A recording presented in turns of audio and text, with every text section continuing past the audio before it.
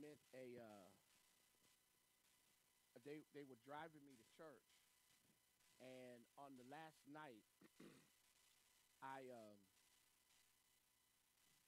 we rode past this really large Gothic looking sanctuary. It was it was huge. It was built from the old Catholic style, you know, and so I asked the question as most younger preachers would ask, who who pastors there, the church, whatever. And the guy made this statement to me. The guy that was driving me, he said it's pastored by an old man. He's been there about 50 years, and then he made this really powerful statement.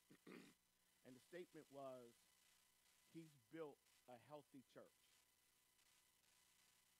and that has become my focus for the last uh, 16, 17 years. Not, and understand, like every pastor in this room, like every person associated with ministry, I I want a growing church. We all do. I don't think any of us do ministry to to preach to or to lead a congregation of empty seats. It's just something psychological about empty seats.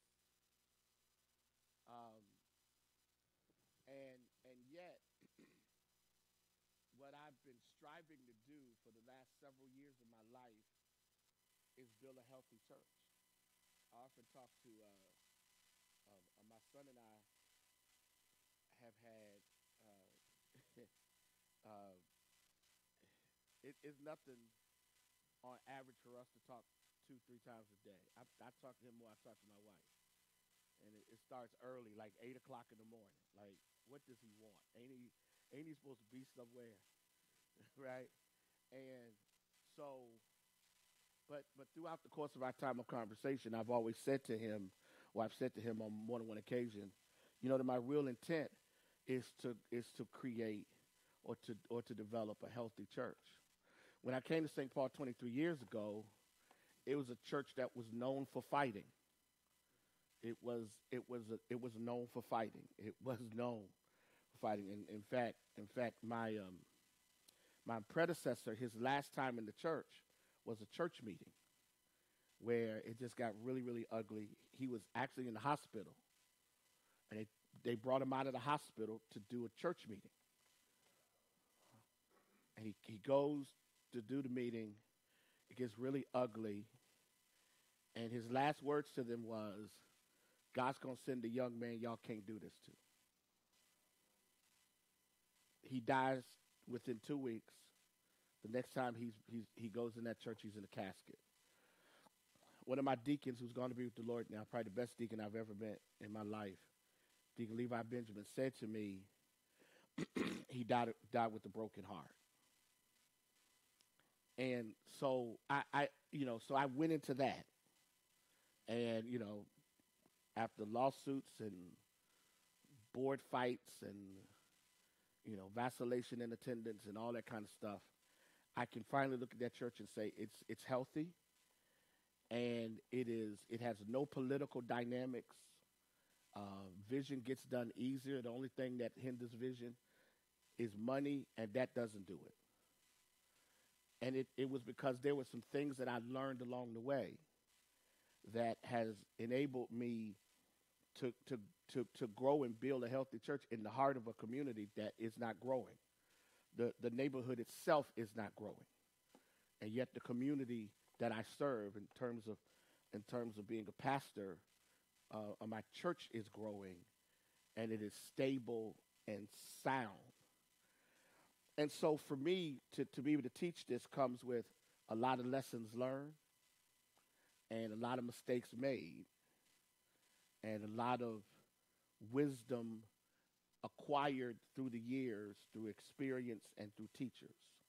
So, as always, when we talk about the church, we begin with Acts 2:42 through 47. We always start there, And I want us to turn there really quick. And a part of what I want us to be able to do is just take about 5 minutes, 10 minutes to kind of look at what that looks like. All right, what does that look like? Because the church the church in its origination was a loose community. It wasn't what we know it to be today. It was really all about people who had decided that they were going to believe in someone who they claim died. Everyone knew he died, but they claimed that he was resurrected. And so they built their whole system of belief on one singular act, death and resurrection. They didn't build it on the miracles. The miracles were only important in terms of trying to give legitimacy to him. But the ultimate act of confirmation of him as Messiah was resurrection. So they built everything on resurrection. And so as they came together, they didn't do what we have to do, which is every Sunday figure out how to say something new, right? Or say something fresh from old, right? They just taught the same thing. He died, and God raised him, and our faith is based upon that. And then they went in the Old Testament and found scriptures to prophetically legitimize him as the Messiah, because he was initially the Jewish Messiah, right? And so they kind of built their community on one singular confession. Jesus Christ is the risen Lord. They didn't build it on offertory confessions. They didn't build it on money is coming and checks are coming. They didn't build it on we are this. They built it on one confession. And that confession was strong enough to galvanize them to become empowered and emboldened to face persecution in his name. That confession was strong enough.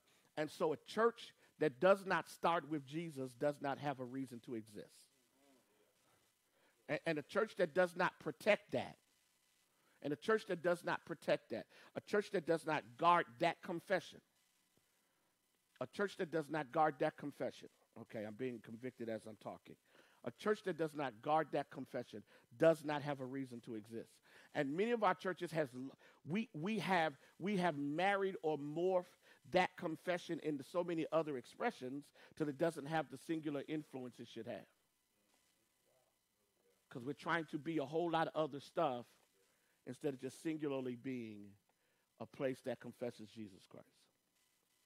And so this idea then of a healthy church, that it begins as a community that has a singular confession. And that confession drives us. And so we start with who Jesus Christ is. So let's quickly jump into this. Number one, the first trait of a healthy church then is the intentional creation of a particular congregational culture and identity that begins with the declaration, Jesus Christ is Lord. Now, this is important because everybody who's a part of anything becomes affiliated and associated with it to the point that it becomes a part of how they're defined. A few months ago, I did a series on koinonia. And the interesting thing that came out of this series for me, because it was life-changing for our church, the interesting thing that came out of this series for me was the fact that koinonia is about affiliation and association. And someone is integrated so deeply into the culture or into the, we call it atmosphere, but really into the culture of something until you take on the identity and the DNA of what you are affiliated and associated with. So what's happening in today's church, like right now, Claude is our young adult pastor. And we had a conversation last night just kind of working through some things that he's thinking. And one of my personal challenges with where we are today in church is that most people are not immersed enough into the culture of the church to be affected. So basically what we're doing is that we're trying to build We're trying to execute vision with people who are not convinced. So I'm really not convinced in this, and you want me to give money and time. I don't know how to give money and time to something that I'm not really convinced is beneficial for me. Because everything we do is about self-interest, right? So think about this then.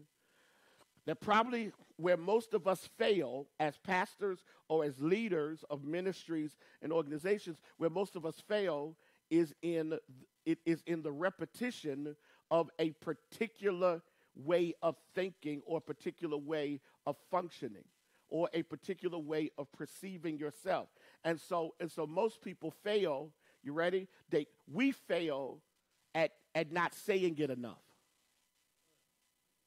Like good example. It's important to know the difference between your mission and your vision, right?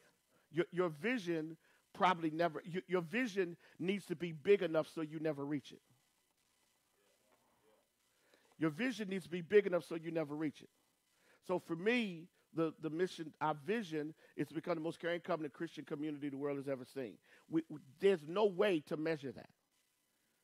And thus there's no way to ultimately reach it. Mission is about what you're trying to produce. So we're trying to produce healthy disciples. And everything about who we are has to be driven by what we say we want to be, by what we say we want to do. And then when you get to a lot of stuff that we call vision is not vision, they're really goals. So you don't have a yearly vision. That's not possible. That means your church is schizophrenic. You don't have a yearly vision. You have goals and objectives. So like our goal for this year is, and I simplified it, and I'm gonna tell you where it helped me. There's a guy by the name of David Jocks out of Orlando. The Lord told me to submit to him for a year as my mentor. Now he's 34 years old. I'm 54. I've been doing ministry longer than he's been alive. But because our church is growing in some areas and we need to get better in some areas, for a year, there are times when I need to hear, I need some advice on some things, so I pick the phone and call him. Well, the trade-off is that he gets to call me whenever he wants to talk about preaching. So he'll pick up the phone like this week. He'll pick up the phone, he call me, he say, hey, Guns, I'm wrestling with something, and I need you to help me. So I sit there and on the phone, I help him with sermons. That's trade-off. He says, you help me with sermons, and whatever you need me to do, I'll do. Cool, okay. It don't cost me no money. It just costs me some time, right? And so he came and did our leadership.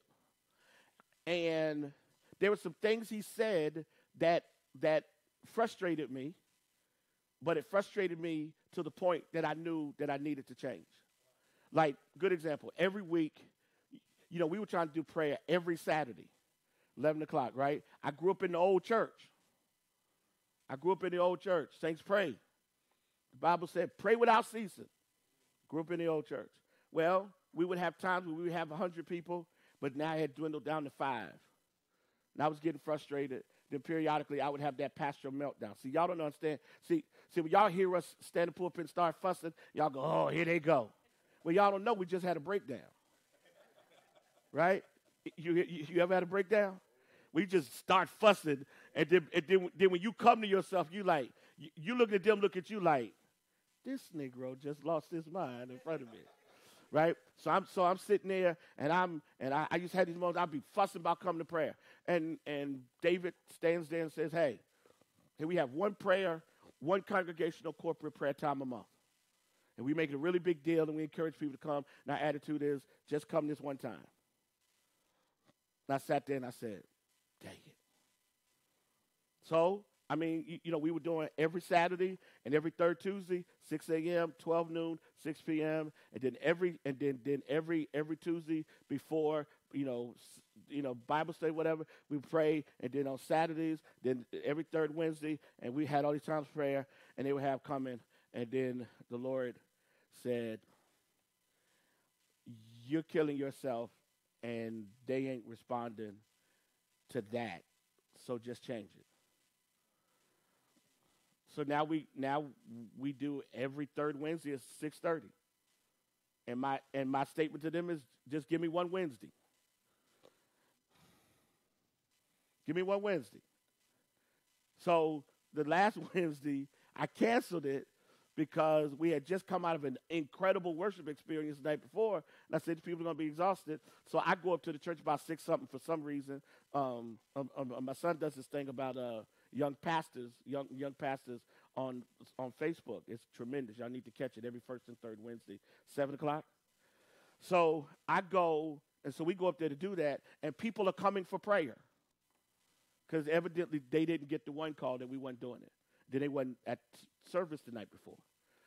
So here the Lord says to me, okay, I'm showing you that the adjustment worked. And I think sometimes, and I'll say this to pastors, sometimes we're so wedded to something till we induce heart attacks and stress. This is just a new day. It is a new day. Stop tripping. You ain't going to die. Okay? Y'all don't pray 8 times a month.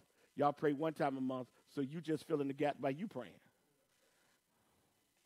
Or you create a team that fills in the gaps. All right? So what does that mean? It means that a lot of times what we call vision is ideas. But every idea, Mitch, needs to fill the void of creating culture. I use a lot of illustrations in sports illustrations. And as much as we may hate, most people hate the Patriots. Gerard is the only black person in America who likes the Patriots. Oh, you like the Patriots? Are you a real Patriots fan? Okay. Well, we have 2 black people who are real Patriots fans. Right? No matter how much we don't like the Patriots and the fact that we can't stand the Patriots go to the Super Bowl like every year or every other year, I can't remember a year that the Patriots have not represented the AFC in the Super Bowl. Here's why. Bill Belichick has created something called the Belichick way. And some of the most interesting characters in football have become a part of the Patriots team. Most notably Randy Moss, who was considered to be out of control everywhere else. But when he came to the Patriots, he conformed to the culture of the team. This latest example of Josh Gordon signing with the Patriots, lasting 4 weeks. You know why? He didn't fit the culture, and the culture, this is going to sound vulgar, the culture vomited him out. I'm going to say something very difficult to say to pastors and to say to people in church. Some people leave your church because they don't fit your culture. And it's okay for them to leave because they're more of a distraction than they are a benefit.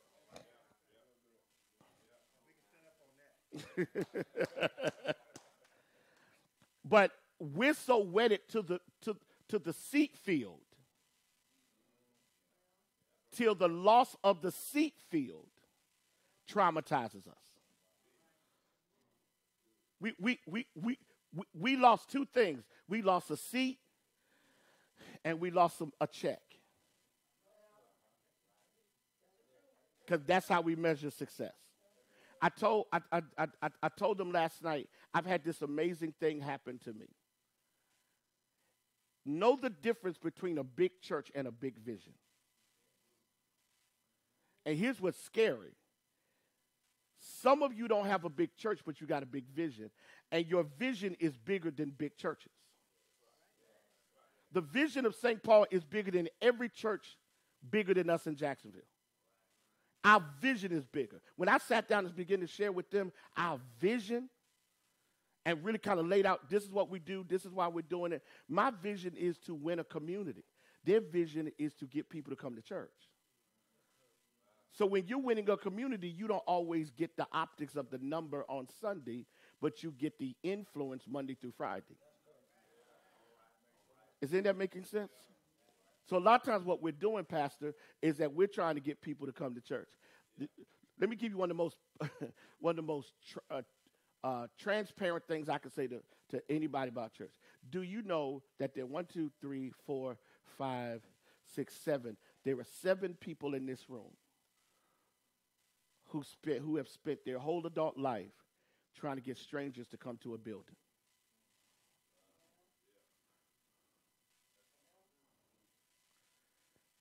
Those 2 know me. 99% of the people who go to St. Paul don't know me. They've never eaten with me. They've never been in my house. They don't have any real relationship with me. And I spend my whole life trying to get them to come to a building to hear me. And then I become stressed when they don't. And I become frustrated when they don't. Because my self-esteem is tied to strangers.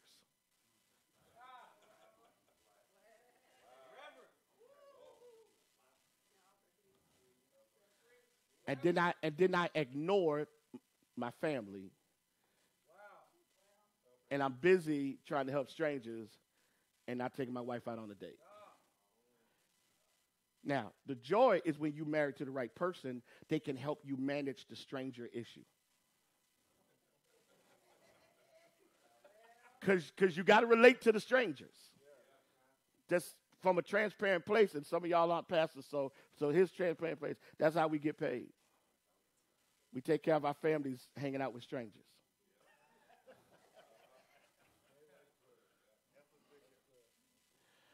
So for most of us, we do a very poor job of creating culture. We do a great job of having church. And in the black church particularly, we invest the majority of our budget on having church, not in doing ministry. We invest money in musicians and singers and sound and now lighting. So everything we're investing money in. So what some of you are now discovering is that your building is really never been your church. Because your building doesn't work anymore. So now you're discovering you always had a church even when you didn't have a building. So the question is, what did you really create? When you create culture, people travel with the Spirit. Oh, God. Ooh, that just blessed my soul. Oh, that just blessed my soul. Oh, that just blessed my soul. That ain't nowhere in the paper. When you create the right culture, people will relocate with the Spirit. Perfect example. Thank you, Lord. This is how I know it's a God moment. Jesus got 5,000 plus to come to the wilderness. Because he was so amazing till they followed him into a place where they ended up hungry.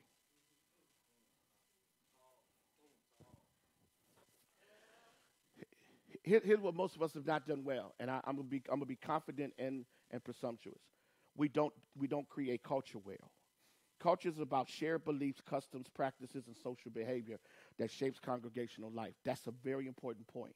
We got to create culture. When people talk about your church outside of you, how do they describe it? What do people say when they talk about Impact Church? What are the words that they use to describe your church? That's not just a perception, that's the culture you've created. When people talk about the New England Patriots, they call them winners. When they talk about Dallas Cowboys, they say it's a schizophrenic organization. Now, I'm a Cowboys fan, right? I'm a Cowboys fan. Okay, God bless you. It's been painful. When they talk about the Jaguars, they say it's an unhealthy team environment because the inconsistency of the team. That culture, this is huge. You got to spend more time trying to create a culture than trying to build a system to get people to attend worship.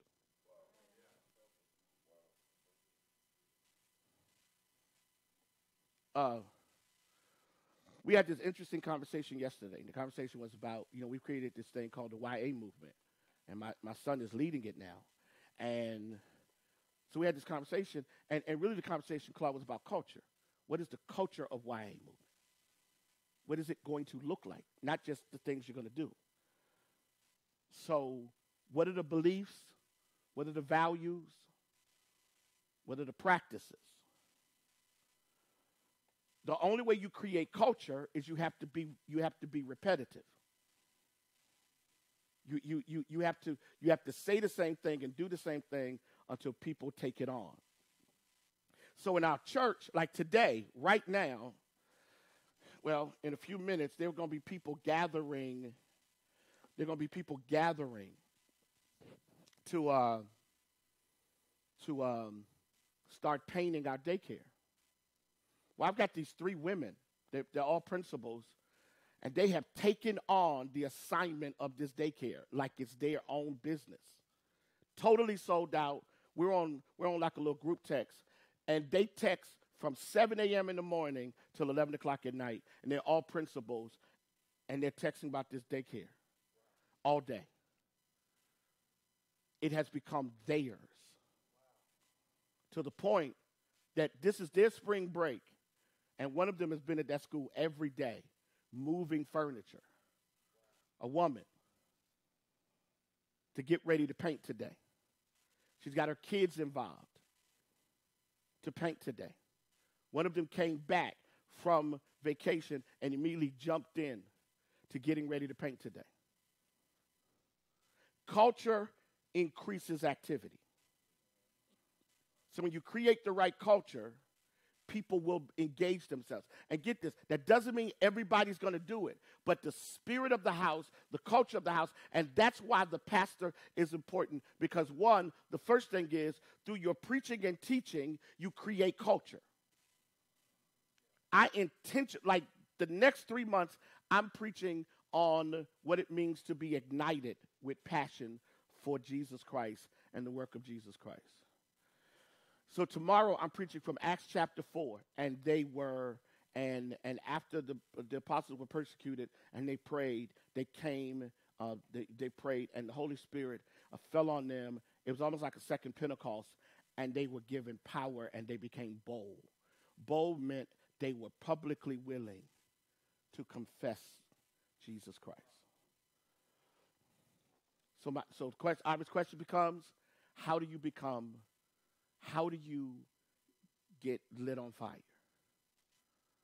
You're empowered through prayer, you're energized through participation, and you're encouraged through proclamation. Prayer, attendance, and preaching. So that's what I'm going to say tomorrow. Then the next week, I'm going to say it again. Then the next week, I'm going to say it again. Here's your mistake. You're trying to find a new message every week to keep them interested when you need to trust a message to grow them.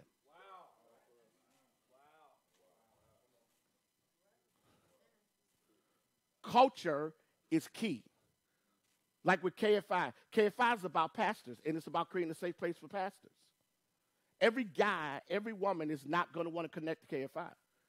But those who do are going to be incredibly blessed by the fact that they're a part of something special. We ain't going to do convocation in a traditional sense. We ain't going to do the vestment thing. We ain't going to wear collars. We probably won't. One day I want to get to a point we ain't even charging KFI to come to conferences. If you're a part of KFI, you come free. I want to get to a point one day you only have to pay for your hotel room. We got so much money until you're part of KFI. Your hotel room is paid for. You just come. I want to get to a point we only have offerings. Because for me, I want it to be about fellowship and covenant and not about trying to generate revenue.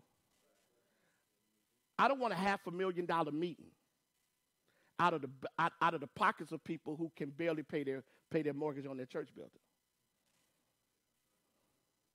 That ain't fair. It's about culture. Culture begins with leadership, right? So here's the other thing. Pastoral identity and vision are clear to partners. How do you make it clear? Okay, what's the name of your church? How you know that? How they know that? You say it. How else they know it? Yeah. And what does Fresh Start mean to you? Okay? What does it mean? How do you define Fresh Start to people? Okay. Who goes to this church? Okay. What's the mission statement of this church? You ain't got no verbatim, but what's the mission statement of your church? Stop right there. Is that what you said? It don't matter if it's close. Is that what you mean? Okay. Say it again. Say it in your own words.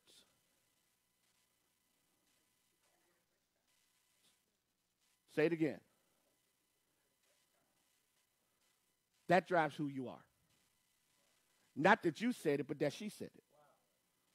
Because until she says it, it don't matter that you say it.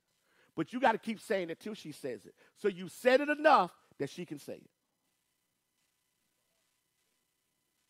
You got it? We don't invest enough time in saying the same thing to people, showing them the same thing on the screens if you got them, giving them the same things. You don't listen. I'm figuring out something. I don't have to have a new gimmick every year. I got to perfect the ones that I'm doing.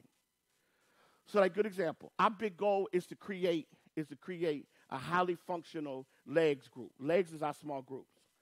To create a highly functional small group system. You want to know why? Because here's what I've discovered about our church. Yeah, you can take it. Huh? Okay, well, maybe that'll work. How come this chair work for everybody but me? I mean, I'm like the only one that this chair ain't working for. Okay, I'm scared of this chair. Okay. All right, that's fine. Watch this. Here's what's huge. For most of us, we don't understand that you don't need a new idea every year. Like good example. We do small groups. So we start something called LEGS, Living Extraordinary Small Groups, or Living Extraordinary Groups, right? The interesting thing about LEGS is when we first started it, we went through this real incredible rollout, had about 100 and some people sign up, whatever, had some people take ownership of groups. Some of them faded away. In fact, Gerard and Brandy started out, and then you gave it up for a season. Yeah, you left the church. Crazy. Sinners will always have to come back to Jesus. Right? So they left church. Well, he had never joined. His wife was one of my favorite daughters, and he was trying to take her from me, and God said no. Right? So they come back, and, we have this incredible bonding moment or season. I mean, he's one of the closest people in the world to me now. And so when we launched our, we started talking about our second location, he and his wife are the campus directors of that location, which we're launching in April. And the first thing we did was start a small group out there, right? Because the commitment is small groups, Andrews, wherever we go, we're going to create small groups. So we have about over 250 people in small groups. We have a small group for our youth, our young adults in small groups. And so this year, just recently, we made another commitment because, we have cell groups and we got small groups. And so this is the year we're going to phase out the cell groups, and everybody's going to be ministered and serviced through small groups. So we're selling out the small groups. So if someone dies, it's going to be the small group that's going to provide the ministry with the deacons and the deaconess or the diaconate undergirding that. You got to commit to something. So we're going to commit to small groups. So we no longer do Bible study. Now we do Sundays on Tuesdays, which is a worship experience, because for us, culturally, we are great in the sanctuary. And we're great in fellowship and small groups. I understand the culture we've created. So our theme for the next 3 years is Koinonia. It's all about people. It's all about love, all about people, all about Jesus. That's the next 3 years. I'm not going to change the theme for 3 years.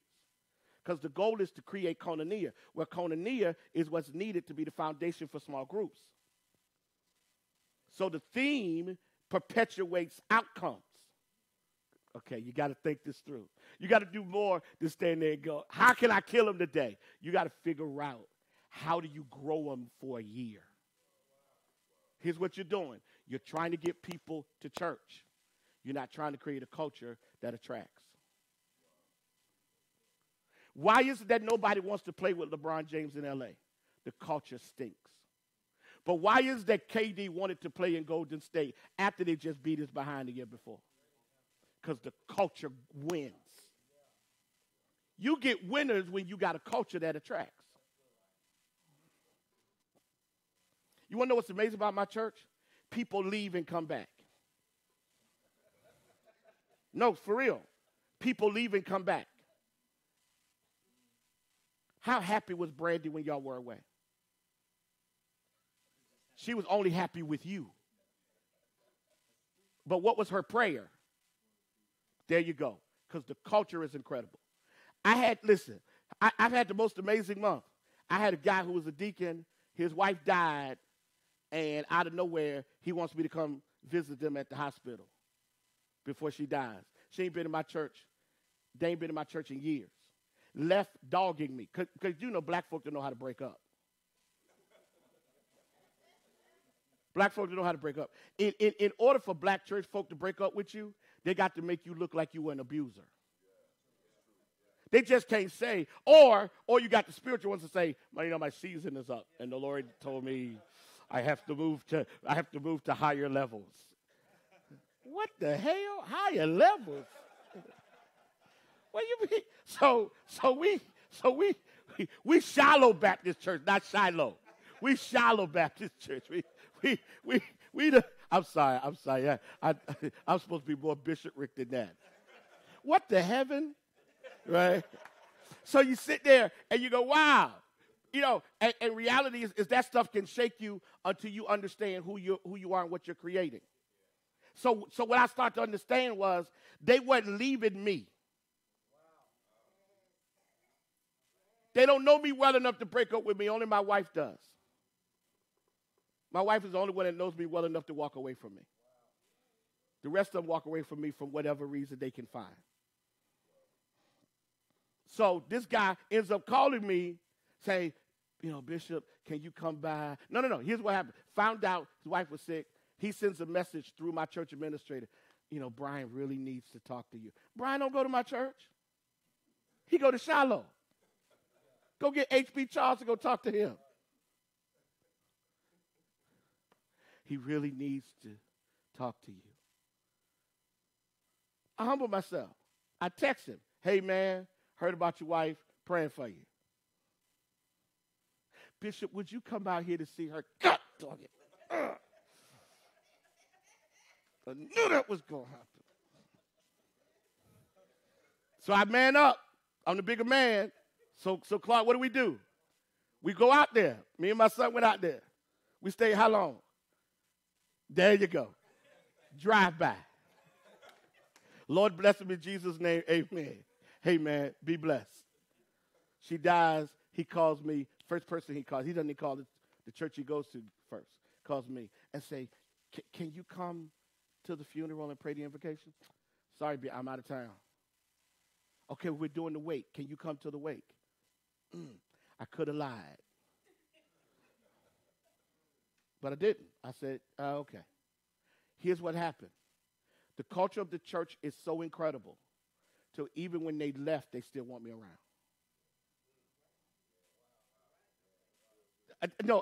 I need y'all to catch this. You don't know how many people pick up the phone who left the church and incognito behind closed doors call and apologize. I just had it 2 weeks ago. Just had it last week.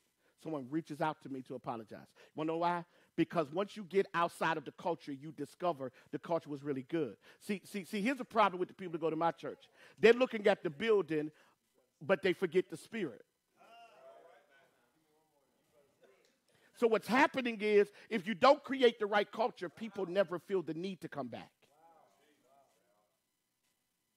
The man gets healed, and the Bible says, and he returns to Jesus to say thank you. Culture will continue. So culture is a part of consistent themes. What are your consistent themes? What are the things that you're always saying? What are the things you're always saying? What are the things you're always saying? What are the things you're always saying? What are the things you're always saying? What are the things that you make important? Gerard is about to be the campus director of Oakley. Gerard and I are going to go over the things that Gerard needs to constantly say when I'm not around. One of the things that we work hard on, and one of my sons was supposed to come and assist me today, Pastor Cotton, but he's not feeling well. Cotton is genius for pushing the culture of St. Paul. He constantly says the same language. In staff meetings, we work on language and messaging. This is what everybody going to say. This is how we're going to say it. Donald Trump's administration is the most schizophrenic, unhealthiest administration ever. It has nothing to do with just Donald Trump, even though he's the reason why it's unhealthy. It is because he's got so many people around him who are leakers, and they don't say the same thing. Okay? So, okay, you see this? Okay, watch this. Culture is also the execution of certain systems that are non-negotiable, that everybody doesn't have to know. They just have to be able to discern it in time. Let me show you something very important. In St. Paul, you get touched at least 6 times when you walk in the building. Most people don't know that. You walk up to the door, the deacons are outside, rain or shine. 1 touch. You walk in, and there is hospitality. 2nd touch. You go to members' relations, 3rd touch. You walk in the door, ushers, 4th touch. You sit down, 5th touch are the members. The 6th touch is me. I'm the last touch. We win people or lose people before I ever open my mouth. If you're the only reason, so people will say in new members, I love the word, I love this, but then people say, but when I walked in, the people were just so nice. Here's what I discovered. Spend the whole week vacuuming the red carpet. You got it? Spend the whole week vacuuming the red carpet. This church ought to have invisible red carpet in it, so whenever a guest walks through the door, there's no lint on the red carpet. What's the red carpet? It's where people are honored and celebrated. You got to create a red carpet feel in your church, whether you got 10 people or 10,000. All right? Watch this. The last thing is with culture is that culture is about a consistency of character. And that means that you have to transfer who you are to people. I had a pastor, I was in Trenton, New Jersey last Saturday. And Sebastian, right? Yeah. I had a pastor say something to me, Clark, it was so deep. You know, because the guys who picked me up from the airport, his church is kind of in the hood, right? Well, no, not really not in the hood. It's an interesting church. It's downtown Trenton, but it attracts like bros, like real ones, right? So the guys that picked me up, you could tell they had at least 1 bottle of Hennessy in their life by themselves a day, right? So they picked me up, got their hoods on, right? Old dudes, old OGs got their hoods on, baggy jeans. I walk up, he said, hey, Bishop, good to see you again. Hey, man, good to see you. Yeah. You got a bag? I said, yeah, I got a bag. You chill. I'm going to grab this bag for you. Okay. I've been to churches where they, a little different, but I'll take this, right? So we get in the car, we riding, and they chilling. So they're in the front seat talking. It was bros talking. Man, I told my old lady, I ain't doing that. Oh, okay. All right. Well, okay. Wife, old lady. I get it. All right. So we get there, and these guys are like doing it. They're running it. And the pastor said something to me. He said, Bishop, he said, I discovered something. We try to make everybody be a servant, and that's bad. Find a core group of people with your spirit, train them to serve, then let the other folk just give. Ooh, that blessed my soul. Because here's what's happening. We're getting exhausted trying to get 100 people to serve when you really probably only need 15. Make 15. Listen, you only have one receptionist. Everybody ain't a receptionist. So you don't put the stuck-up lawyer at the front. You put him in the back to win the cases. Half the problem is that you frustrated because you can't get everybody to come to the mission outreach. Chances are all you needed was 10 people anyway. So why you mad that 20 didn't come?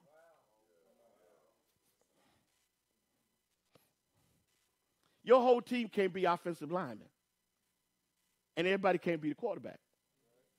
And some folk don't get on the field until there's an injury.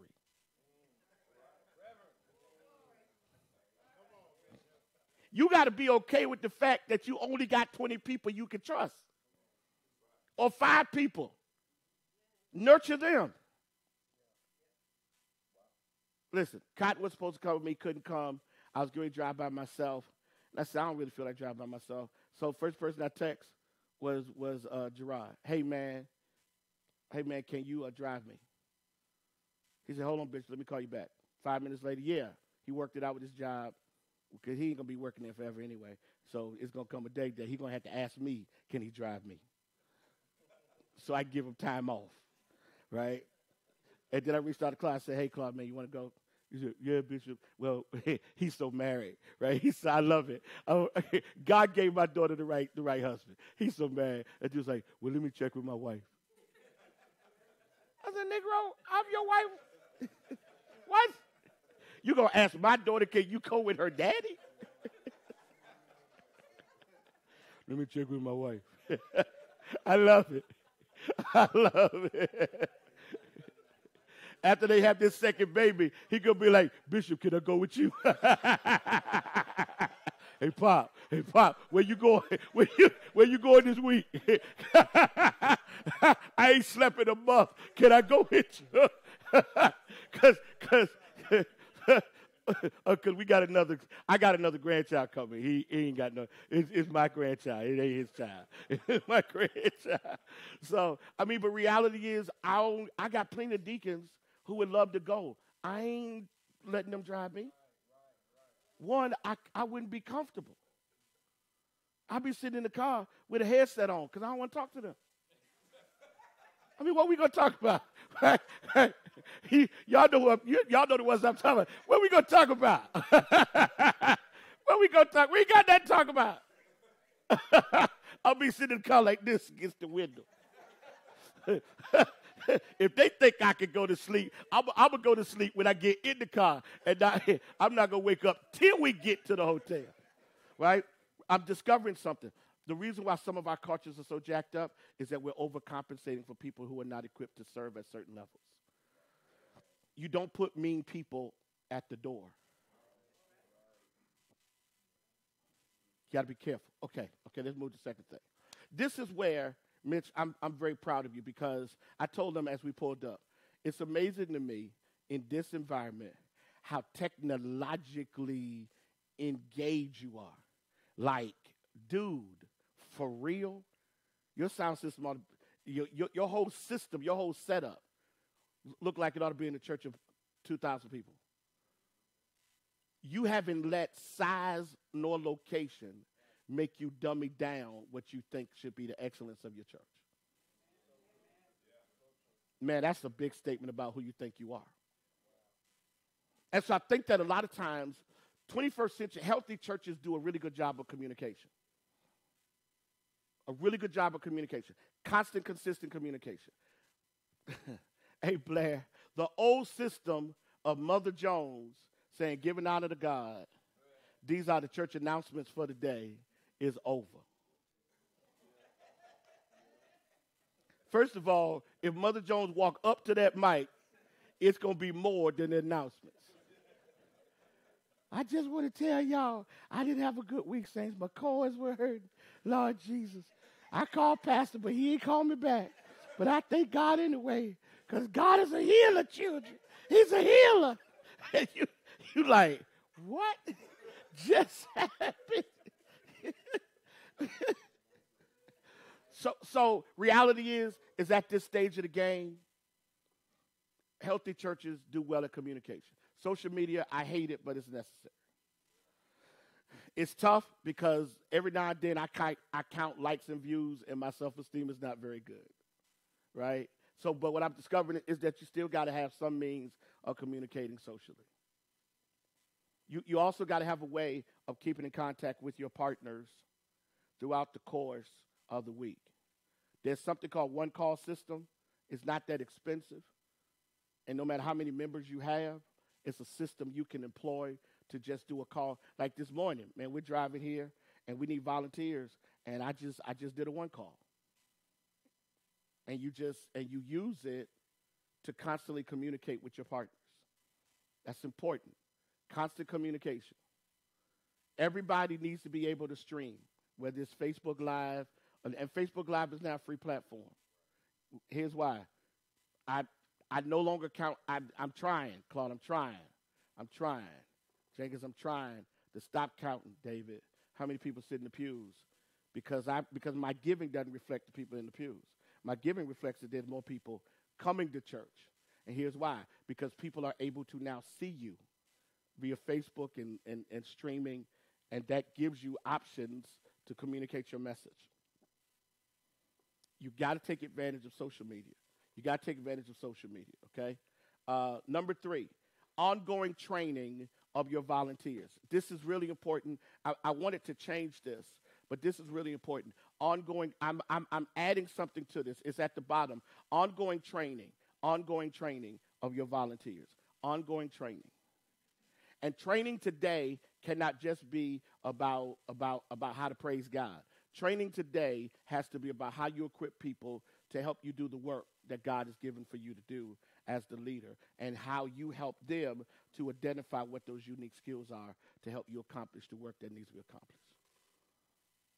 So Andrew, as a part of the goal of a pastor is to create a congregational training system that you empower other people to facilitate. Because you can't facilitate everything. No matter what size your church is, you can't facilitate everything. And you must be comfortable releasing people to actually do some of this work. Like, good example, yesterday I had a very important meeting for a house that we're trying to sell. Pray for us that if we get the right price, we're not only going to sell it, but it's going to jumpstart a whole lot of stuff. And so on yesterday, chairman of my deacon board, who's an amazing man, has become really one of my best allies, meets us at the house, takes down the doors and all that kind of stuff. Then I say to the people that we're meeting with, hey, we need to go over to my office so we can sit down and talk. And my chairman leaves stuff, goes over there, opens the gate, opens the church, disarms the alarm system, and I go in my conference room, right? Notice something. He meets me at the house, takes down the paneling, drives to the church, opens the gate, opens the door, disarms the lock. Here's what's most important. I don't have a key to the gate. I don't have a key to the door, and I don't know how to disarm the lock. I refuse to. Whatever you learn to do is what they will let you do.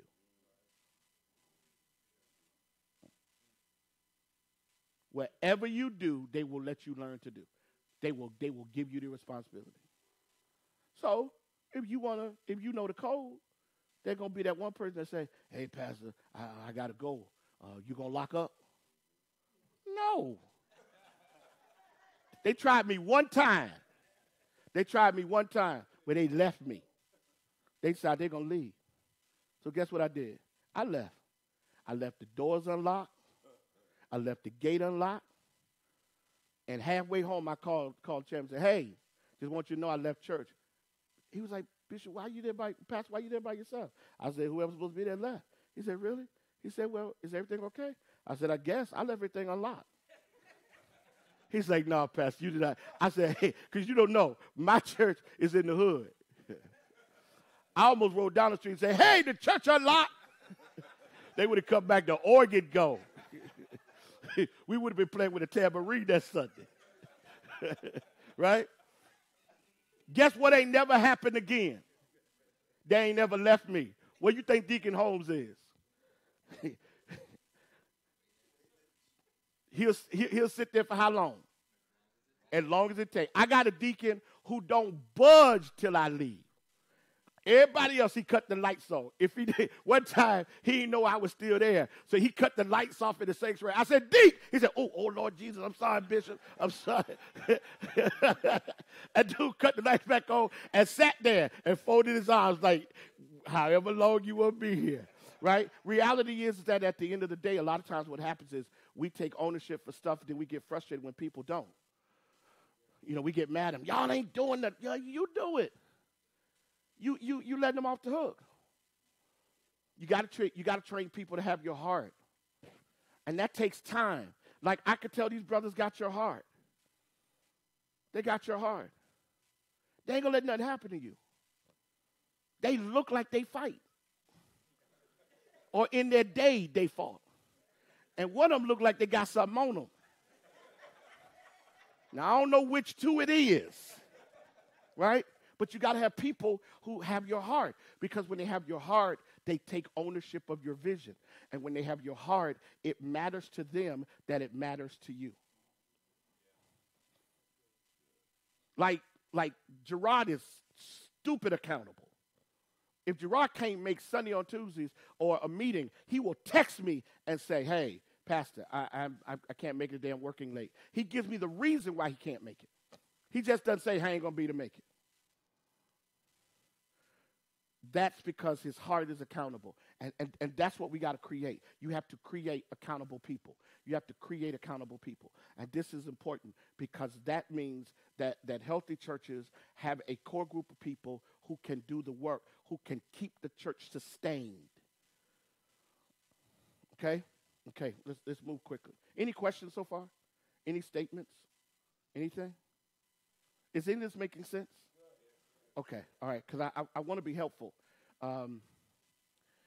How do you reach people, and how do you retain people? And here's what I'm discovering: relational evangelism and mentoring. Relational evangelism. One of our goals is to fill every seat, every Sunday and every Tuesday. Fill every seat. How do we do that? Well, what's the focus? The focus is simple. Go win your family. Go win your friends. Now, a part of that is that the culture of the church makes you attractive. The culture of the church makes you attractive. And it's important that the church becomes attractive. Here, man, you can move this seat. It ain't working for me. It's defeated me. So I bow to the seat, right? So one of the challenges about growing churches today. So, Claude, you're working with young adults. What are 2 or 3 things that young adults are looking for in the church? Authenticity, okay. Accessibility. And accountability, okay. So, you're talking to a group of pastors and church leaders. What does that mean? Break that down for us quickly. Accessibility, being there, making sure that you manage them by managing their presence, ensuring that. That's a huge statement. Say that again. Making sure you're managing them by managing their presence. Good. What does that mean? They should be able to reach you at all times. That's just a part of the game, isn't it? Yeah. With social media being quick, fast, and hurry, everything can't be instant in their pastor's touch now. Woo! Say that again. With everything being instant, the pastor's touch cannot come. The pastor's touch. Not always the pastor. The pastor's touch. So what happened today in the car? Two of our young adults had death in the family. So while we ride here, they text me saying that they had death, and Bishop United Ministries prayed with them. Now, thank you for the credit, but yeah, thank you for the credit. I appreciate it. Go ahead. We prayed with them. No, there you go. I just said, daughter, God bless you. Don't give me credit. I don't want it. Go ahead. I prayed with them. Yeah. Encouraged them, and so they were encouraged by the fact that that I was able to reach out to them instantly as soon as they texted me as quick as I reached out. Now, I say that because I think it's important. The other thing that we got to understand is that St. Paul taught me a valuable lesson. Train people who walk in a room and say, I'm here for my pastor, for you. Like, I didn't know they had died. I mean, the aunt had died in that situation. The aunts had died. I didn't know it. He told me. So I texted him. In fact, I texted the wrong person. because I thought it was Shernice. I thought it was Sharice, and it was Shernice. So I texted the wrong person. I was like, "Oh, I'm praying for you. Sorry about your aunt." She said, "Bishop, it wasn't my aunt." I was like, "Well, if your aunt dies, I'm praying for you."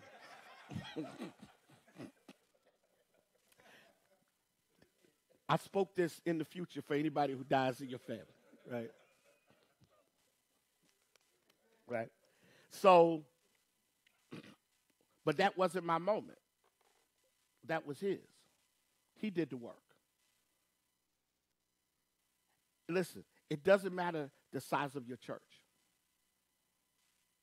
And that's the mistake we're making. We're making everything about size. Here, hey, Andrew, move this forward. Just slide it over there. We're making everything about size. Yeah, I'm feeling this. Yeah, here, you can hold it. Wait a minute, hold on. Let me make sure. On my wife. Okay, that's fine. All right. Okay.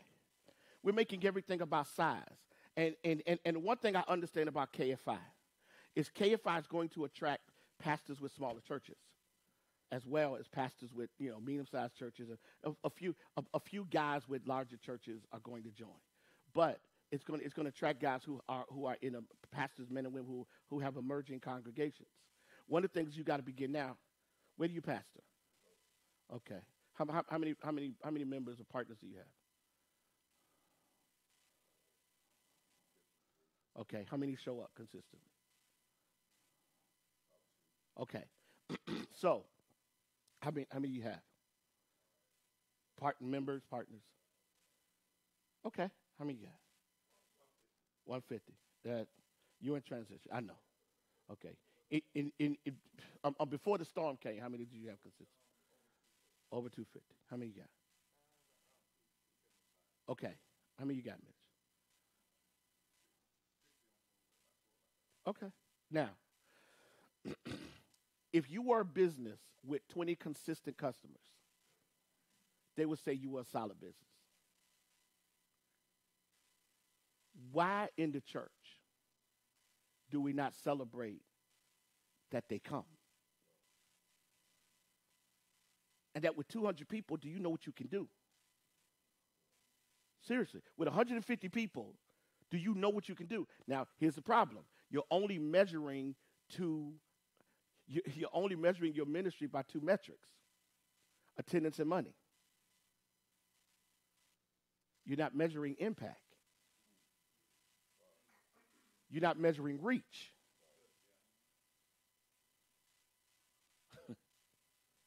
You're frustrated because you're looking at your ministry by putting it up against other ministries who have gimmicks and gadgets more than they have grace and accountability. So you're embarrassed to say what you have, and God is honored to say, "I gave it to you."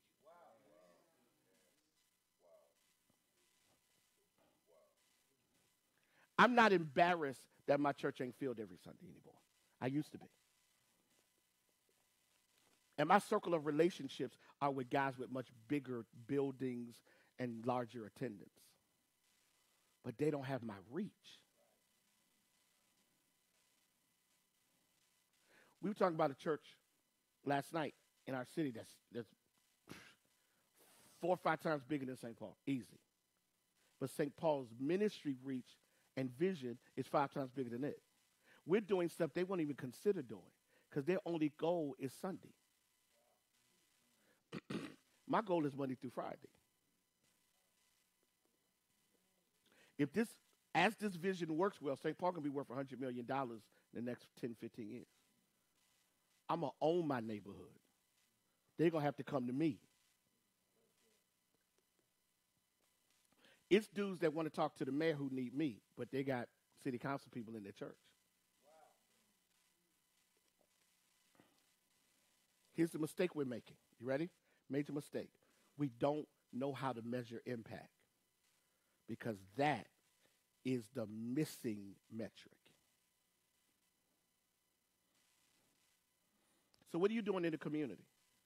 How have you changed the game in the community? It's better for Mitch to be the big dog in Bluntstown than for you to be a medium-sized dog in Atlanta.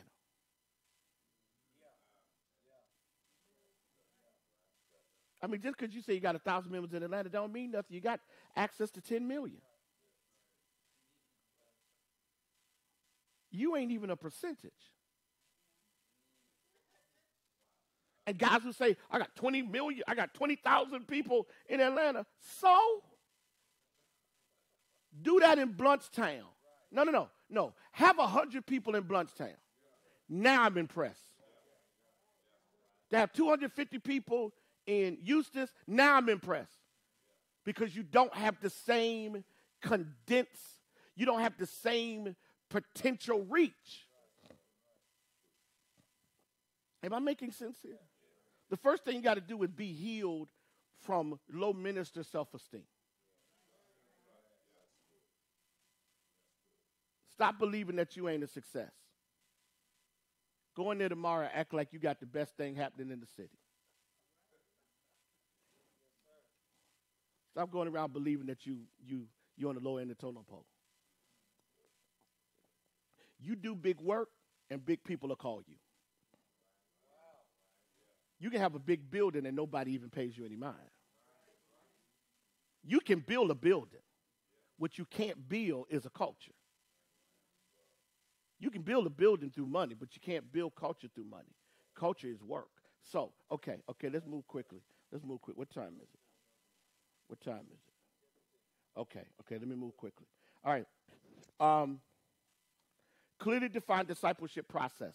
Lay it with benchmarks. Here's the big question. What's the name of your church? Destiny Church. If someone becomes a partner, well, we call them partners, so, but member. Somebody becomes a member or partner of Destiny Church, what will they look like? If they commit to the vision and the mission and the process of Destiny Church, what will they look like?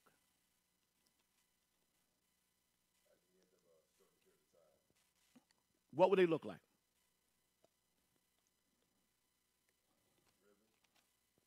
Keep talking.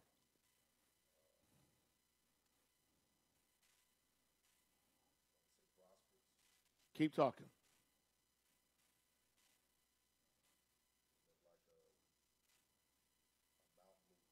Okay. Stop right there. Driven, prosperous, mountain movers. How do you get them to that? What's the process that gets them there? Okay. Okay.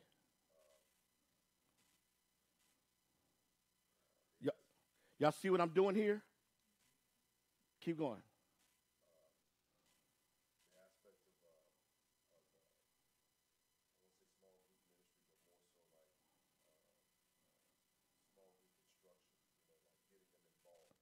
Good. Okay.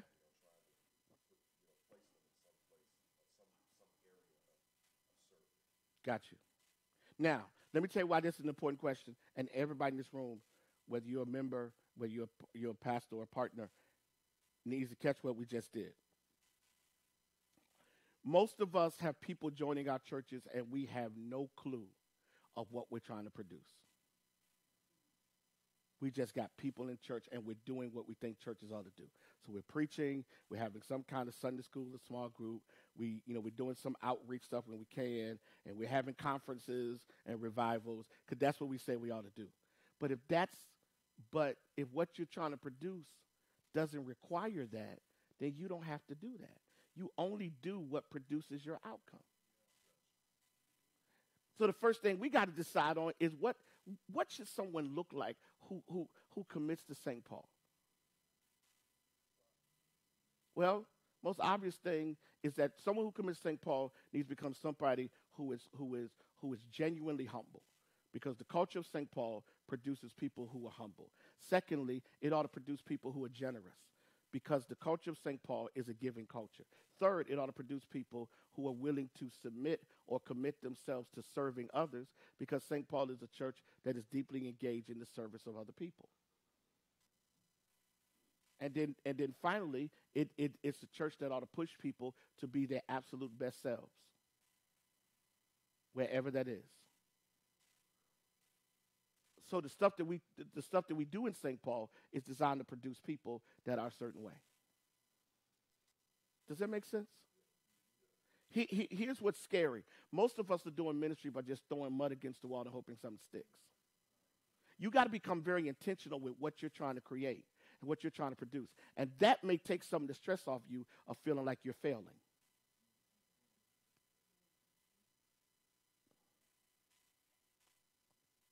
The goal of Florida Blue is what, Gerard? You work for Florida Blue, right? The goal of Florida Blue is what?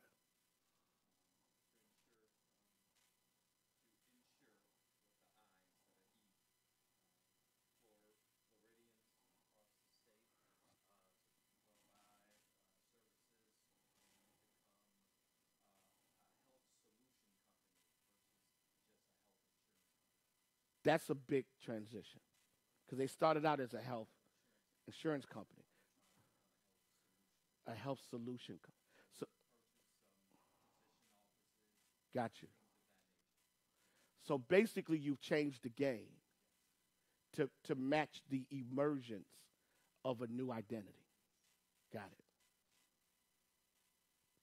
So, when I first went to St. Paul, my goal was to get people to come to church. 23 years later, it's still a goal to get people to come to church. But there's a difference to how I want to see that done, because now I want to see it done through the people. It used to be that I want to see it done through my preaching. I no longer understand that my preaching is the reason people are going to stay, because I've had too many people leave, and I'm still a good preacher. I woke up one day and discovered my preaching is not keeping them. So what's going to keep them? It's the culture of the church. So how do we create culture? We create culture by creating small groups that are loving and nurturing, because the greatest work is done outside of me.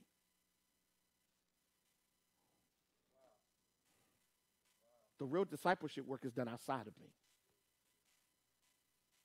I'm not the primary discipler. They are. I'm the visionary.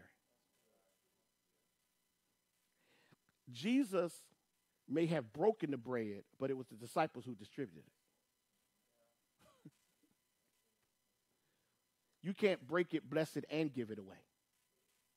Somebody's going to eventually starve waiting on you to get it to them. Moses, what are you doing? Why are you sitting here every day in the heat trying to fix everybody's problems? Get over your narcissistic need to get credit and start empowering other people. So it was a reason why, because Claude did the most respectful thing you could do. Hey, I'm in the car with Bishop. I'm going to hand the phone to Bishop. I say, hey, girl, and push it back to Claude. And then Claude was like, well, we're going to pray for you. No, we're not. You're going to pray for her. And here's why. Because they contacted him. So that says something. That says they are starting to trust him. I can't be afraid that he's going to go start a church. And if he starts a church, I got to be man enough to just let it happen and then let God replenish my church. Paul, what did you tell the people? What you tell them in Philippians? Paul said, if me going to jail that made some of y'all better preachers, I'll take the blow. Here's the problem. We're so busy counting seats till we take everything personal. This is somebody talking from 33 years, not from 33 months. You can no longer offend me by splitting my church, because you didn't split my church. You only gave me more seats to fill. If my culture is right, it will attract a new people. You want to know the most amazing thing? Anybody Alabama fans in here? Anybody Alabama fans? Okay. Well, that's good. You an Alabama fan? Okay. So are you a real Alabama fan or you fan? Okay, I ain't think so because his uncle played. Ain't nobody asked you about your family? Right? My uncle played for Reebok High School. I ain't bragging about that. All right, so here's the interesting thing about college football, about college. Alabama has had a 9-10 year run maybe. Like stupid. And the thing about college is at least every 2 years, you're going to have a major turnover of players. It ain't the players as much as it's the culture that attracts the players. And now, everybody who thinks they're good enough to go to NFL, it goes to Alabama. You want to know why? Because Alabama produces NFL players. You got it? Why was every superstar freshman going to Kentucky for about 3-4 years? Because John Calipari said, I don't even care that you won and done. I'm going to help you for this 1 year get ready to be number 1 draft pick. Don't tell me Coach K didn't tell Zion Williams, man, I know you ain't going to be here but a year, but we're going to go ahead and win this championship. I'm going to get you to this first round. You're going to make your millions, and all I need you to do is just make me a winner 1 year. Culture. That's what I'm hearing the Spirit saying here. And what are you producing? So if you're producing driven, prosperous, mount-moving people, everything you do has to be about creating that.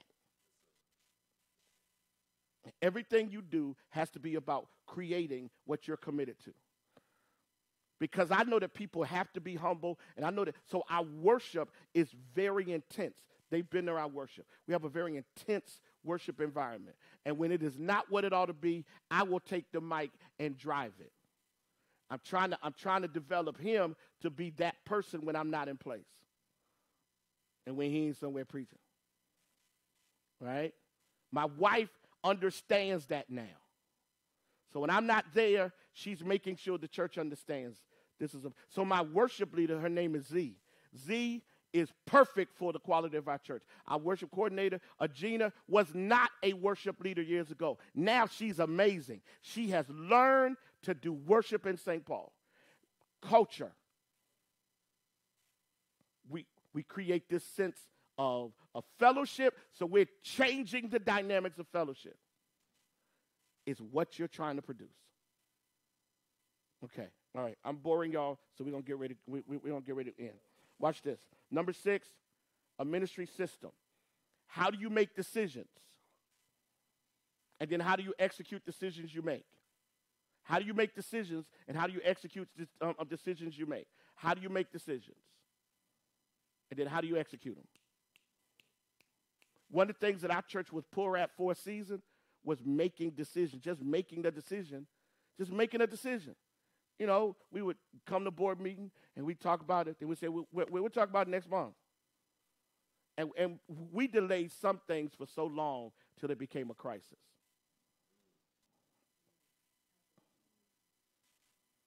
You got to deal with stuff.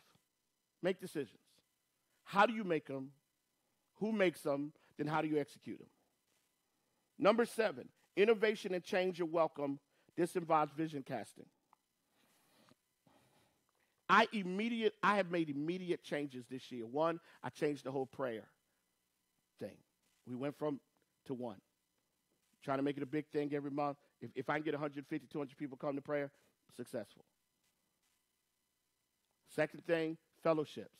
We're not meeting every month. We're now doing 2 major events for men and women in the spring and the fall, and then they're doing systematic social events throughout the year, 3 or 4. We understand that people ain't coming every month, so don't kill yourself. So last night, some of the men went to Top Golf. In the group me, I saw some brothers go that I was surprised went. You got it? Innovation and change. I came to him because we need to change the lighting of our church. He gave us some incredible points that saved us thousands of dollars. But I'm not going to spend $50,000 on lighting because he told me, don't do that because in 2 years it may all change. And you stuck with an antiquated lighting system. Why do you think some of these white churches change out staging every 6 months? Because it's always changing. Major revelation. Don't try to keep up when you're already behind.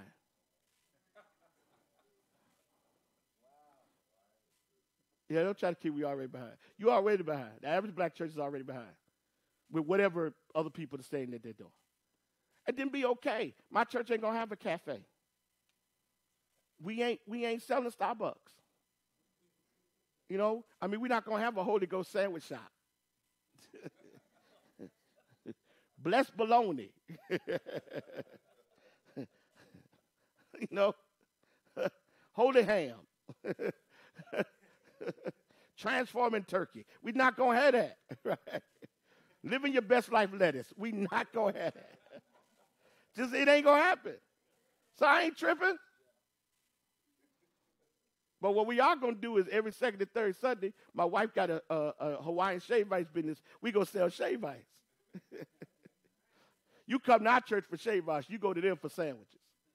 Right? What are you good at? And how do you get better? And how do you keep getting better? One of my friends, Billy Curtis, did something real interesting. Last year, he was really exhausted with the church. And he was like, man, I don't know. We talked a couple weeks ago. That dude was totally energized. He made 2 changes. He made 2 major changes. You ready? He has a Saturday service, but he went from 3 services on Sunday to 2, 8:30, 10:30. Then, because he travels a lot and he was no longer doing his midweek Bible study, numbers had dropped. So once a month, and they've already determined which months what Wednesdays they'll be. They're going to be different Wednesdays throughout the month, throughout the year. He's taking a podium and a seat, and he's sitting in the pulpit, and he's doing Bible study. And he said his numbers have gone off the roof. Don't be afraid to make changes. Like right now, our church is changing. You know, we have 7:30 to 9. We started by trying to do this 1-hour service. We now understand. I understand my 7:30 service is going to be an hour, 15 minutes. We consistently get out in 75 minutes. So guess what I stopped doing? I stopped trying to pretend. My second service is going to be an hour, 45 minutes to 2 hours. I stopped trying to be the 1-hour service. I stopped trying to be the 1 hour. Here's what I discovered. You give people a great experience, they'll give you an additional 30 minutes. Right? So, we're moving the time the first Sunday in April to 9:30. Why? Because with the hour 15-minute service, then starting at 9, the musicians didn't get a chance to eat. Nobody got a chance to get a break. And it was almost like I'm going upstairs to eat breakfast, me and my family, then we're rushing back down in church. No. So we're going to go from 7:30 to 8:45, give people a 45-minute break. Then from 9:30 to 11:15, we'll be in service. We'll be out before 11:30, and then still beat people home and still beat people to the restaurants. 30-minute shift. And you got to be able, you ready, to make audibles in the middle of the year when you see something ain't working right. You got to be able to you got to be able to make audible calls. So if you try something, tweak it. Why? Because you're not wedded to the idea, you're wedded to the outcome. Did y'all get that? I'm not wedded to the idea, I'm wedded to the outcome. All right. Let me see. Number 8. Buy-in. Here's the most important thing on the buy-in. Everyone on the team wears the same jersey. Number 9, commit to an intergenerational model. Every age group gets ministered to. And periodically you create intersection of age groups. Okay, I'm done. Let me close with a couple of statements. It is 10:33. I'll be done at 10:40. You can ask questions and we can talk. I've learned several things leading a church over the last 23 years at St. Paul and 6 years in Chesapeake, Virginia. I've pastored almost 30 years of my 54 years. A couple of things I've learned about leading a church. A couple of things I've learned about church as a whole. The first thing is you have to surround yourself with people who force you to think even when you don't want to. You cannot create a yes man system.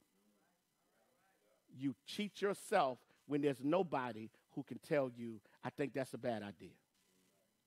And it can't always be your wife. So you have to empower people, to be honest with you. I haven't always done that well. I'm getting better. I ask questions. And I dare, my son is always asking me questions. So last night, I threw the questions back at him. Well, Pop, what do you think? Nah, you tell me what you think. Because reality is, at the end of the day, a part of what's happening in church, especially in the black church, we pride ourselves on pastoring the toilet paper. Doc, I run everything up in there. Don't nobody move unless I tell them to. Oh, okay, Hitler. Okay, Stalin. Go forth. So when I die, it gonna die. Yes, it is. It's gonna die with you. You built a church that could only sustain one leader, which means your death will also bring death, which means you are a horrible leader with evidence.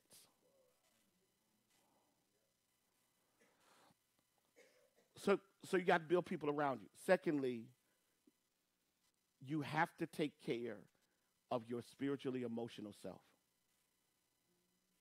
You have to be someone who spends quality time in the presence of God personally, and you engage God consistently, so that ministry does not become addictively, intoxicatingly, destructively unhealthy.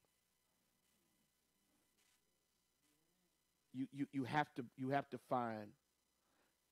I've been real concerned about you. At times I wish I had done better as you walk through this, but the reality is, for you, for Mitch, and for Andrews, I've been real concerned because I've never been through that, but I've been through something that felt like that.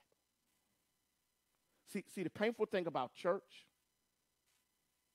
is whenever your church begins to hemorrhage, you can't always stop the bleeding. And that is frustrating because all you've ever been good at is solving stuff. See, the tough part about being a pastor is that you're always good at solving stuff. Choir has a problem. You come in, you fix it, then you fly out. Listen, there's a situation going on with my son and my daughter situation. I'm not going to get into details. And my executive pastor was supposed to be facilitating it. I can fix it with a phone call. I refuse to. And here's why. My executive pastor needs to win this.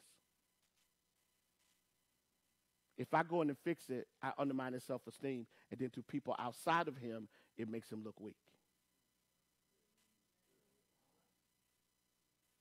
So I say to my son, okay, you do know what y'all have to do to protect not only yourselves, but me, because it can't look like I'm giving you favor. Because then that's unfair to him, because now when he gets in his own church, he's going to have to make those tough decisions. Does it make sense? So instead of fixing it, I let it play out.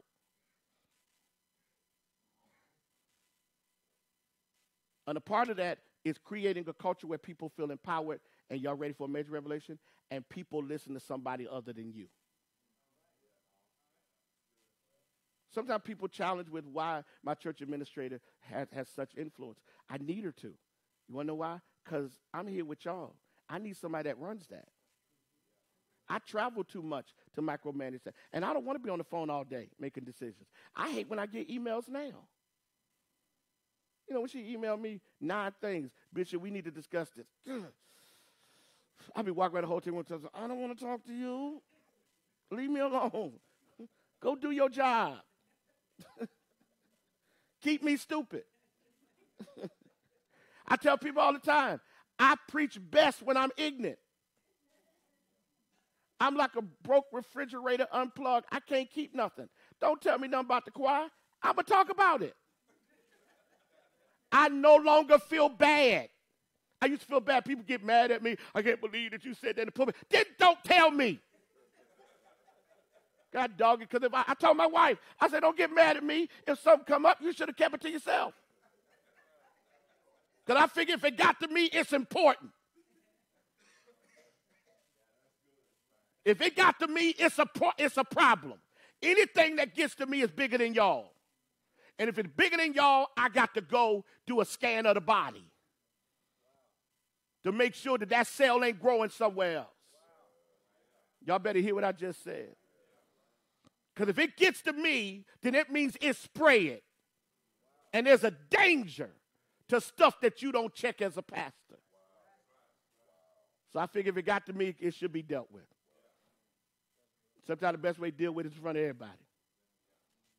And some people don't understand that because you ain't the pastor. But I need a parent who's ever called all the children to the room because one child broke the lamp. And you said, let me get all y'all straight in this house if you break another thing. And they like, I ain't break it where you shouldn't have been in the house. This lecture come with being born by me. Doggone it. Right? Reality is that a lot of times what's happening is that we're not empowering people, and then decisions are being made, then it's falling on you. This is real talk. Years ago, I literally almost died leading this church because I took on all the weight, and when everything went bad for a season. Man, we used to have about 30 employees. I built a name big enough. Clark, can you imagine 30 people working at our church? We look like a Puerto Rican family. We look like a Korean family, right? Everybody in the house, everybody. Man, we had so many deaths in that church. It was a shame. We ain't had 30 people vision then. But I figured it out, boy. We spent so much money, and we had gotten in trouble financially. And my CFO called me. I'll never forget it. I was in my mom and dad's house in Virginia. And I had to preach that night. But I was literally struggling with what I felt like was depression. Because I felt like I was failing. My church was failing. We had hit a major wall. And that dude said to me, Rozier,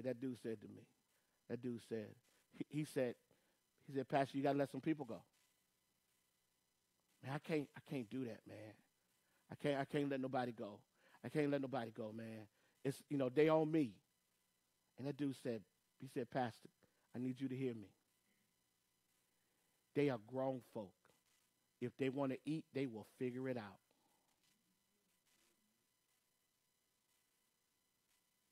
And I was like, man, I can't find these people. He said, okay, either they stay or you die. But you can't do both. I never get Santana saying that to me. He said, if they want to eat, they'll figure it out. And guess what happened? They figured it out. See, the hardest thing is that for most of us, I take on, because I don't pastor a church, I pastor a community, I take on every shooting. I take on every crisis. I feel guilty a whole lot of days driving into that neighborhood because it ain't better yet. And I feel ownership for that. I can't do that and fix the choir. Somebody's got to take ownership. So today, my son took ownership of the young adults. And because I've been telling them, I want them to see you as their pastor. I'm their bishop and their shepherd, but they need to see you as a pastoral presence. And what I don't, and what I'm not afraid of is that you're going to take it and co-opt it. So here's what I know.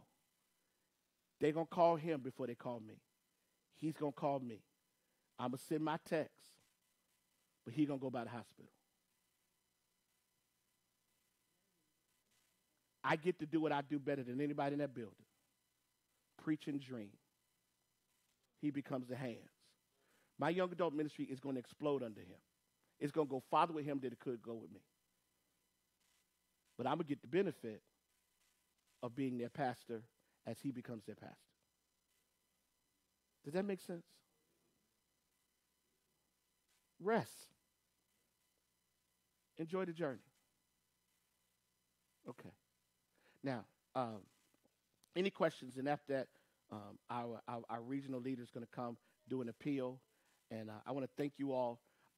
This The first one we did in South Carolina was about the same number on Saturday. But this has been amazing these 2 days.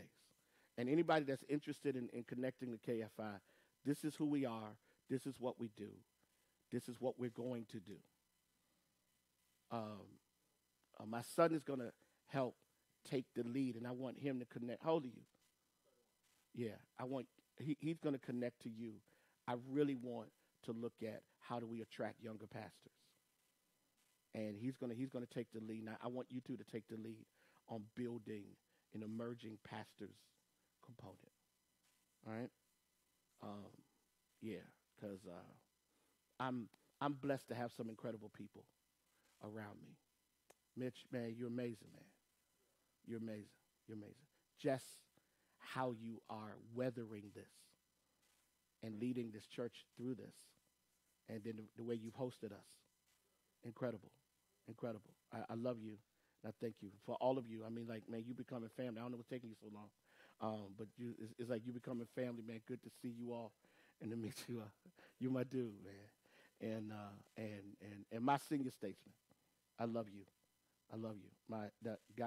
God is going to give you a comeback. And you're going to win. And what's amazing, and I'll say this prophetically, you will not be remembered for the storm. You will be remembered for the defeat of it. Yeah, so thank you all. Any questions or comments? Any questions or comments? Yes.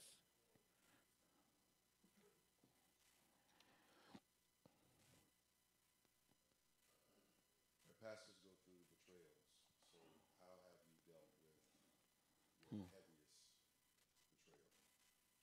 Sometimes not good because I think the original I think the initial feeling of betrayal is why did you do that to me after everything I've done for you?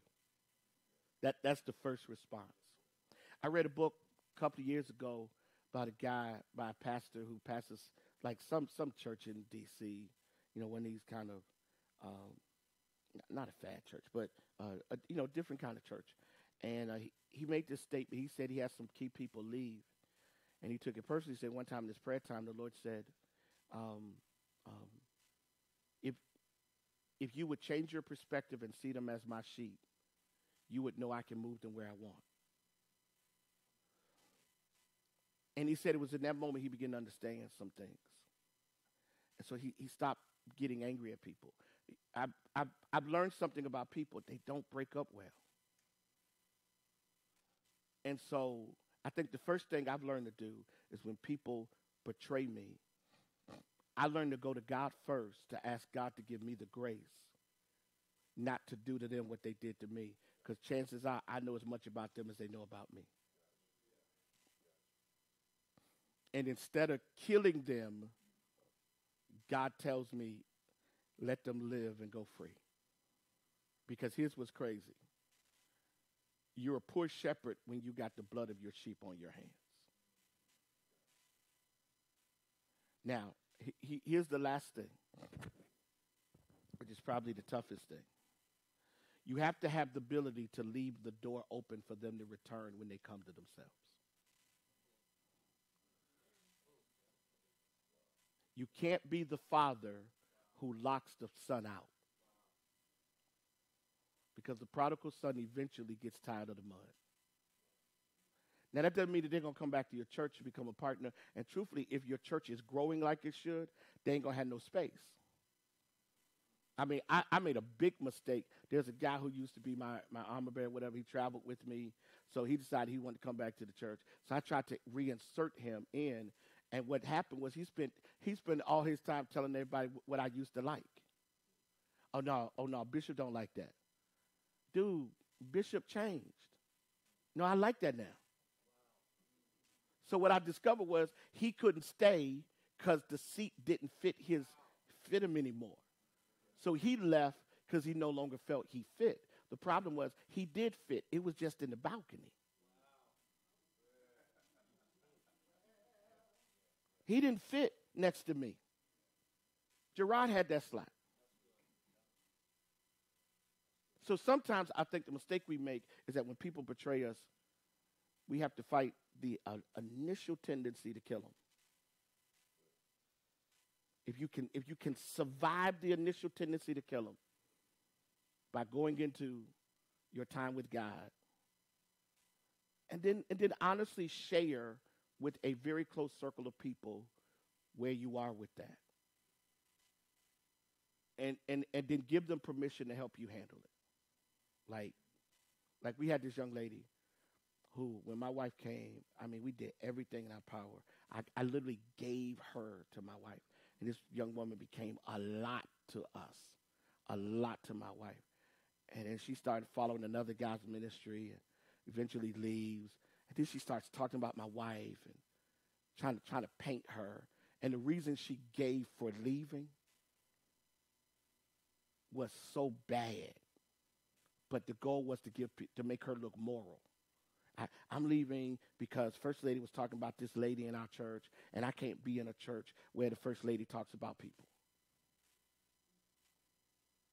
No, you asked First Lady what she thought about a situation. She gave you her a view of it, and you took that and turned it. Oh, okay.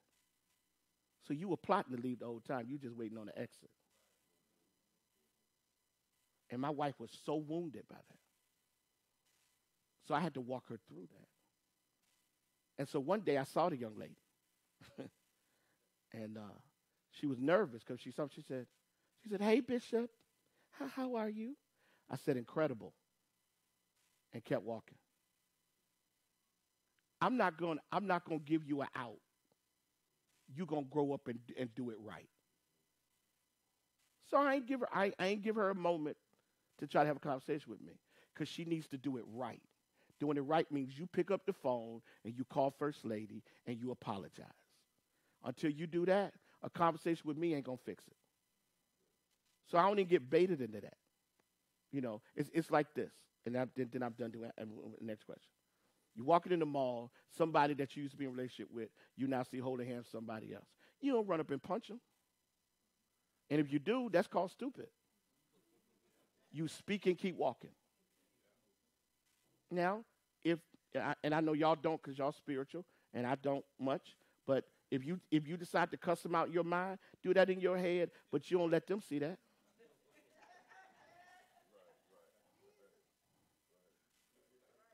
Don't give them the satisfaction of believing that they were that important that they took you out of character. Because your ministry is still attractive. Everybody that break up, they weren't meant for you. All right, any other questions? I don't know if that helped or not. Okay. Bishop, um, how do you, when you first start your ministry, let's say you're young and you start your ministry and you put some people in positions, but now after you've grown, Oh, God. ministry has grown, Yeah. you realize that those individuals you put in positions Yeah. when you started are not able to go where you're going now. Yeah. And you may have other people who may be less experienced but fit where you're going. Yeah. How do you lovingly um, and with grace move those people who have been in those positions for seasons, or if not move them, reduce their responsibilities, or how do you do that, the transition where you know you have to go? It's only one or two ways to do it. Either you just do a clean, cold gangster break. Okay. But you basically walk in, okay, then I don't have to explain what that means to you. Or you and this is what I'm really good at. I am really good at systematically, structurally, subtly rearranging the ministry to entertain new gifts while not disrespecting old ones. This is unfair what I'm gonna say, what I'm gonna ask Claude. But Claude, what are one of the lessons that you've learned from me or about me as it relates to what he just talked about? What are one of the things that you always say, that you say about me in terms of in terms of ministry that you've watched? Very good. Very good. Everything I do 3 steps ahead. I do 3 steps ahead. If I know, like right now, and I just put out in the atmosphere, right now, my pastor of outreach is talking retirement in the next few years. I'm starting to strategically look at who's next. And a lot of times what we do is that people who are in position, we affirm them by putting someone beside them that we ask them to mentor while giving them responsibilities that they once had. Now, they're going to probably get offended, and you can't work around that. And eventually, you're going to have the conversation with them. Now, the other thing that God does that the Lord has done for me, amazingly so, is that I've prayed about stuff, and then people have come back and said, yeah, I think I need to shift. Yeah. That's even better because that means you ain't had to touch it. Yeah. And we just had that happen.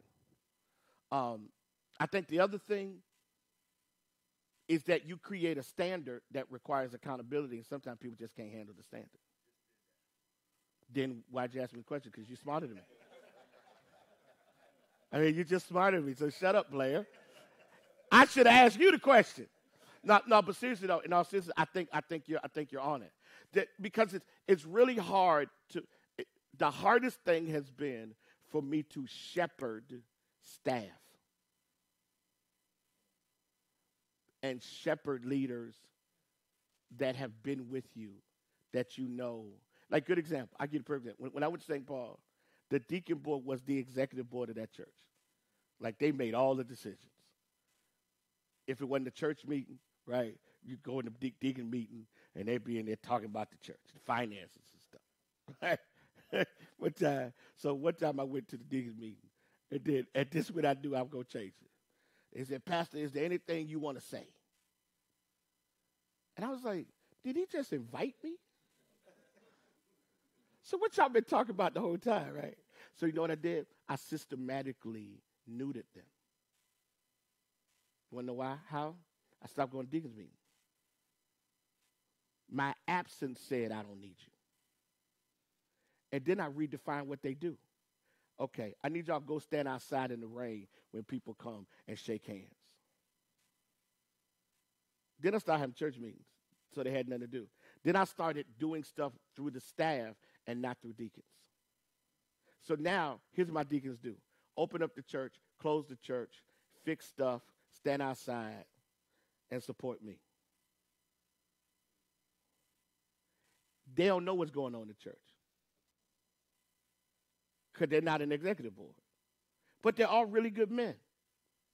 And my chairman on my deacon board, he's the treasurer of the church. I was trying to get rid of him at one point. God said, leave him alone. He all right. So he's chairman of the board, he's treasurer, and guess what? He will be my chairman till I retire. You want to know why? Because he has become my biggest ally. And because my deacon's ministry ain't a power board, I don't have to change. Because they don't have no power. And they know it. They know it. They ain't got no power. And they know. I ain't got a deacon. I don't think I have a deacon on my board of directors. See, all of this is systematic. And the problem with most of us is that we so bluntly make changes until we damage people in the process. This is about wisdom. It ain't about power. A wise pastor can get anything they want. Like a wise wife can get anything she wants. Ask my wife. My wife knows everywhere to move me to say yes. Like the other day, we had to, but we got a car. And she wanted this certain kind of car. And I wanted the cheaper certain kind of car. I wanted the car that was cheaper. But she wanted this car. So she's walking around, in the dealership. She's like, "Oh, babe, babe," and she called me babe like 87 times, babe. Well, you know what? You're so good to me though. So I end up we get the car. So I'm sitting at home counting how this adds to my bottom line. My wife walks up to me, kisses me, and says, "Oh my God, you're the best ever." I was like, "Okay." You want some new mats with the car? And she walked away. And I said, that heifer just played me. And I enjoyed it. You got to be systematic. That's the problem. Most of us aren't systematic. We just make decisions. He's got a friend right now. I love his boy. He's got a friend. We're trying to get him in KFI. Great young man. He thinks got a bright future. But he learned in the lessons of getting his butt kicked in church. Because he ain't learned yet. You got to be systematic. Somebody got power in that church other than you. Don't kill them. Teach them how to use it to help you. All right. You took the mic. You got a question? Okay.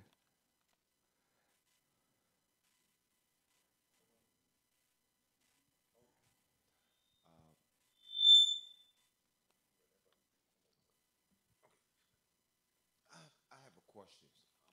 I'm new at Fresh Start, but I just joined the church, and I have some drag downs, you know what I'm saying, in my lifetime, you know what I'm saying, but I'm willing to give God all my time, and I was just wondering, you know what I'm saying, knowing that these reflections, you know what I'm saying, of my background, you know what I'm saying, actually, they still run forward, my memories, you know what I'm saying, but I pray, you know what I'm saying, constantly, every day, and ask God to remove them, but it's like, it's test, temptation, things, you know what I'm saying, that I go through, you know what I'm saying, constantly every day, they still appear on my life, you know what I'm saying, as I pretty much get into the church, but my pastor here is, you know what I'm saying, he's working with me, all my fellowships around me, I'm so into it. I grew up in it, you know what I'm saying, but it's just like, you know, I'm afraid to get away from it because my back pass of my life, you know what I'm saying, it's like got me scared every day, every night. I lay down, I cry to God, and it's like He hears me, you know what I'm saying, and sometimes in my mind it's like,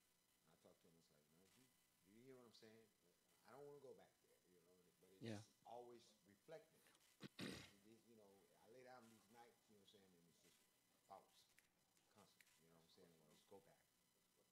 The question is for how do I, as a new member of the church, you know what I'm saying, continue to stay forward and push on? I think a couple of things.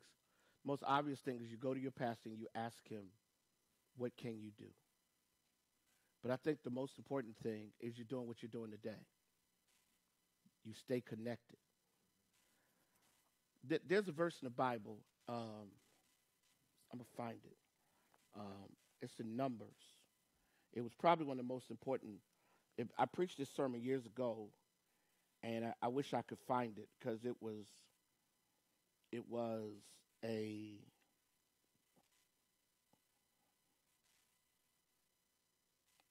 no Judges chapter 6.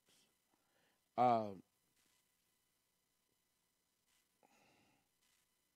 okay, it's in Judges. I would have to find it. Yes, Judges 3 says, so then the Lord left some nations in the land to test the Israelites who had not been through the wars in Canaan. He did this in order to teach each generation of Israel's about war, especially those who had never been in war before. Judges 3, 1 and 2. And it's an interesting passage because what it literally means is that the Lord didn't kill every enemy, but he used what he left to teach them how to trust him.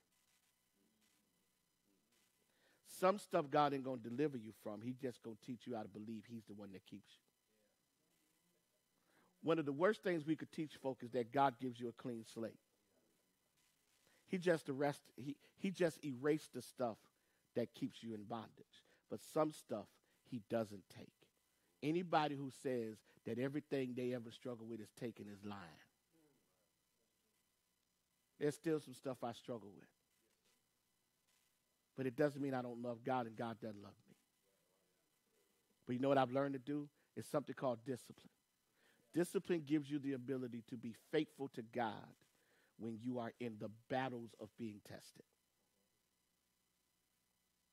So you're probably much further along than you know. But the average person tends to put most weight on what they struggle with and not what they're winning in. Here's what you're winning in. You're in church on a Saturday. Here's what you're winning in. You're asking the question, how do I win?